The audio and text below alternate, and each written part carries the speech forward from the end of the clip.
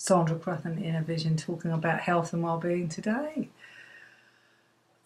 Processing feelings. It's interesting because last week I was talking about, I think, anger. No, actually the week before was anger. And then last week was about silence and being silent and really connecting with our feelings and being still, really the power of that. So today I want to talk about just feelings per se. You know, we get feelings of anger, frustration, disappointment, confusion. And I think it's so much better and healthier if we can just express those feelings. Like, I don't know if you've ever watched little children. They pull a face when they're angry, and they pull a face when they're sad, and they seem to be able to, once they're able to articulate what they need, they seem to be able to express themselves really well about how they're feeling. And we sort of lose it along the way. I think it's almost like we're not allowed to have our feelings. I remember as a little girl, my mum was very sweet, but she did used to say, you shouldn't feel like that. You shouldn't feel hungry if you've just had something to eat, or you shouldn't feel this, or you shouldn't feel that. And I started to believe, and I think like most children, that my feelings were not accurate.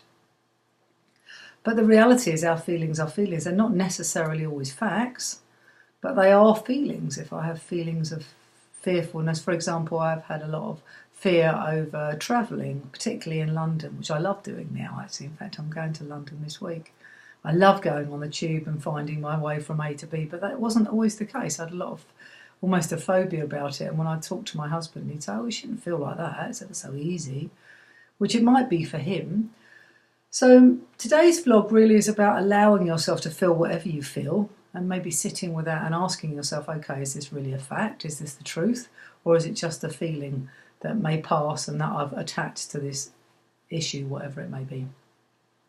The more we're able to express how we feel, sometimes I have feelings that are completely irrational. I say to my husband, I feel really lonely or really needy or really down or really less than or whatever. And once I've actually acknowledged the feelings, it's much easier then to look at what choices I've got and what solutions I can focus on.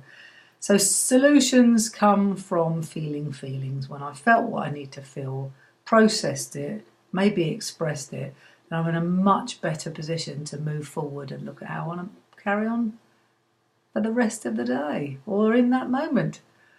So I wish you a lovely Monday, and I look forward to speaking to you next week. So allow yourself to not only feel your feelings, but articulate and express them, and they will pass, and then you can focus on whether they're facts or not and what choices you've got left with.